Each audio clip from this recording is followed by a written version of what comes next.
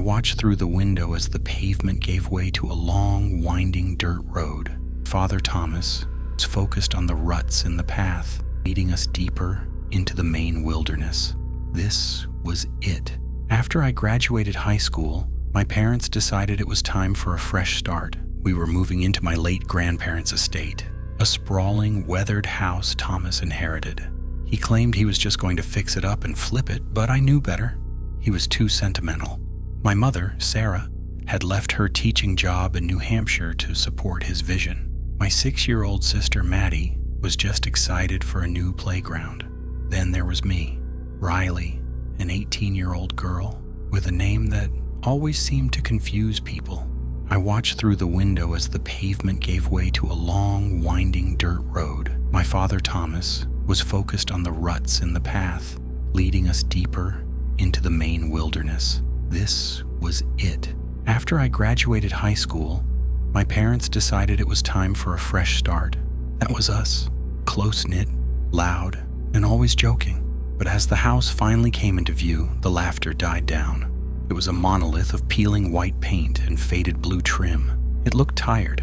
"I know the outside looks rough," Thomas said, sensing my hesitation. "But the bones are good. Once we're done, it'll be as beautiful as the day my grandfather built it." Great, I thought. It's as old as a century and twice as creepy. It's definitely haunted. Inside, the air smelled of dust and old memories. While Mom took Maddie to find a bathroom, I wandered up to my old room. I hadn't been here in years, but the floral wallpaper, covered in tiny, fading angels, was exactly as I remembered. Even the pink dressers and my childhood scribbles on the wall remained. "Feels strange without them, doesn't it?" Mom asked, leaning against the door frame. "My grandfather had passed 3 years ago, Grandma just 7 months back." "It does," I whispered. "It smells like an attic, but I can still catch a hint of Grandma's perfume." "White diamonds," Mom smiled. 20 years, and she never changed it. That evening, after hours of unpacking, we were starving. Since no delivery driver in their right mind would come out this far, Dad and I drove 30 minutes into town for pizza. While he went inside the shop, I stepped out of the car to stretch. Another car pulled in nearby and a girl stepped out. She looked about my age, wearing baggy denim shorts, a black crop top, and a snapback hat that read, "System Error." I couldn't help but chuckle. She turned to me, a smirk playing on her lips. "Like the hat? It's honest," I smiled. She was stunning, exactly my type. "I'm Jordan," she said, leaning against her car. We talked for a few minutes, discovering we both had boy names and a shared love for getting out of small towns. She gave me her number and a wink. "I'll text you, Riley. Don't get lost in those woods." Over the next 2 weeks, the house began to feel like a home, and Jordan became a permanent fixture on my phone screen. We eventually went on a real date, dinner in the city. But as we ate, the conversation turned heavy. "So," Jordan said, her voice dropping, "is it true what they say about your grandfather's land?" I put my fork down. "What do you mean?" "Blackwood Lane," she whispered. "The locals call it the Crying Ground. They say an old evil lives in that house." I tried to laugh it off. "Well, if there's a ghost, she's been a quiet roommate so far." But the quiet didn't last. A few days later, while I was sitting on the back porch, I saw a figure. It was standing at the edge of the tree line, maybe 60 feet away, a tall silhouette, dressed entirely in black, with a deep hood. It didn't just stand toward me, it started walking toward me, fast. I bolted inside, slamming the deadbolt. When I dared to peek through the curtain, the yard was empty. That night, the nightmare came. I was sitting on the living room sofa, but I couldn't move. Sleep paralysis. I heard heavy, wet footsteps coming down the stairs. They stopped directly behind my head. I could hear a ragged breath in my ear. A hand, cold as ice, slid down my arm and grabbed my childhood bracelet. "My baby!" A distorted, screeching voice roared. I woke up screaming, drenched in sweat. I wasn't in my bed. I was lying on the living room sofa. The next morning, I found a single, oily black footprint on the porch. I pointed it out to my parents, but by the time they looked, it had vanished. I told Jordan about it over the phone. "Riley," she said, her voice trembling. "The legend, it's about a woman looking for her lost child. People hear the screams, but no one ever sees her. Until now." The final straw came the night before my first job interview. I had taken a sleep aid to settle my nerves. I was deep under when a rhythmic thudding woke me. Someone was hitting the wall with a flat palm. I was paralyzed again. The door creaked open. I squeezed my eyes shut, praying for it to end. Then, a whisper brushed against my ear. "Can you help me find my baby?" Then, the same distorted shriek from the sofa exploded in the room. "Can you help me find my baby? Can you help me find my baby?" The air cleared. The weight lifted. I lunged for the light switch, gasping for air. I checked the door. It was still locked. I turned toward the bed where the voice had been, and my heart nearly stopped. There, imprinted on the pristine white sheets right next to my pillow, was a single wet black handprint. The black handprint was the breaking point. My parents might dismiss it as stress, but this was too real. I called Jordan, my voice shaking.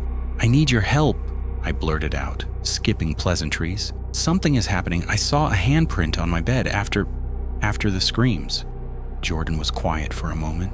"Okay," she finally said, her voice firm. "We need to find out who she is. And what happened to her baby?" The next day after my successful interview, Jordan picked me up. We didn't go for dinner. Instead, we headed straight to the small, dusty historical society in town. The woman at the counter, Mrs. Gable, eyed us suspiciously. "We're looking for information about the old Winchester estate on Blackwood Lane," Jordan began. "Specifically, anything about its past residents, particularly unusual events." Mrs. Gable's eyes narrowed. "Winchester, you say? That house has seen its share of stories." She pulled out a large, leather-bound ledger. "Let's see. The house was built in 1910 by a Mr. Elias Winchester. He lived there with his wife, Eleanor." She paused, turning a page. "Tragedy struck the Winchesters in 1925. Eleanor gave birth to a stillborn child, a boy. She never recovered. They say she lost her mind. She would wander the property, calling out for her baby." A chill ran down my spine. "Did she stay in the house?" I asked, my voice barely a whisper. "For a time," Mrs. Gable said, looking up, "but her grief consumed her. One night, a few months after the baby's death, she vanished. They searched for weeks, but never found a trace. Her husband sold the house soon after." "What happened to the baby?" Jordan asked, her brow furrowed. "Was it buried on the property?" Mrs. Gable shook her head. "The official record states the child, baby boy Winchester, was interred in the family plot in the town cemetery. But," she leaned forward, her voice dropping, "the old folks used to say Elias, in his own grief, buried the child somewhere on the property. He couldn't bear to let him go to consecrated ground, not after Eleanor's breakdown." Jordan and I exchanged a look. This was it, the missing piece. Eleanor wasn't looking for her child in the cemetery. She was looking for him on her land. Back at the house, the atmosphere felt even heavier. Knowing the story made the chilling whispers and visions terrifyingly real. My parents were out with Maddie, leaving me and Jordan alone to search. Where would a grieving father bury a baby he couldn't let go of? Jordan mused as we walked the vast, overgrown backyard. I thought about my nightmares, about the figure at the tree line. "The woods," I said suddenly, "near the edge of the property, where I saw where she was." We entered the dense woods, the sunlight filtering through the canopy, making shifting patterns on the forest floor. The air grew colder, heavier. After about 20 minutes of searching, Jordan stumbled on something half buried under a thick layer of moss and decaying leaves. "Riley, look," she whispered. It was a small, crudely carved headstone, no bigger than a shoebox. The inscription was faint, almost eroded by time. B.W. 1925. My breath caught in my throat. Baby boy Winchester. This was it. As I knelt, brushing away the dirt, a profound sadness washed over me. It wasn't evil that haunted this place, but a mother's unending grief. "She just wants to be with her baby," I murmured, a strange sense of calm settling over me. I looked at Jordan. "We need to move him, put him with his mother in the cemetery, bring her peace." With the help of my father, who after a very long conversation, finally started to believe me, we carefully exhumed the small wooden box containing the child's remains. We purchased a small, unmarked plot next to Eleanor Winchester's grave in the town cemetery. We didn't tell anyone the full story, just that we felt it was the right thing to do. That night, I slept soundly for the first time in weeks. No nightmares, no thudding, no whispers. The next morning, there was no handprint. The house on Blackwood Lane was still old and still needed renovation, but it felt different. The oppressive chill was gone. A quiet peace had settled over it, replacing the endless sorrow. Eleanor had found her baby, and in doing so, she had finally found her rest.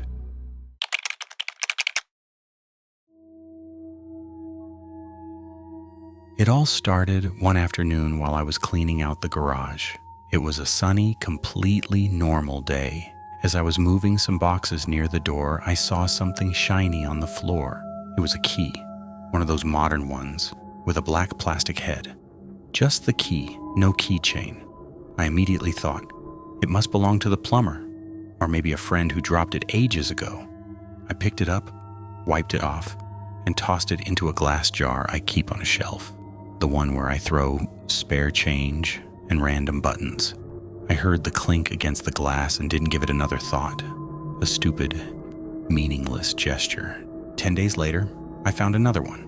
This time, it was on the car floor mat, on the passenger side. Identical to the first one. For a second, I felt like an idiot. I figured the first key had fallen out of the jar and I'd stepped on it, dragging it into the car. But when I got back to the garage and checked the jar, the first key was still there. Now I had two, and neither of them opened anything in my house. I tried every door, but they just turned aimlessly. It started to get under my skin. It was nerve-wracking. I asked friends and neighbors, but nobody knew anything. Then something happened that changed everything. One night I got home late from work. I flipped on the hallway light and went into the garage to set down my bag. My eyes drifted to the shelf, and my heart skipped a beat. The glass jar had been moved.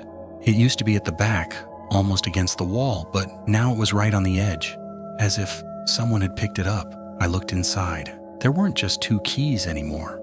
There were 5 identical keys. My blood ran cold. Someone had been inside my house while I was out. They hadn't stolen my laptop.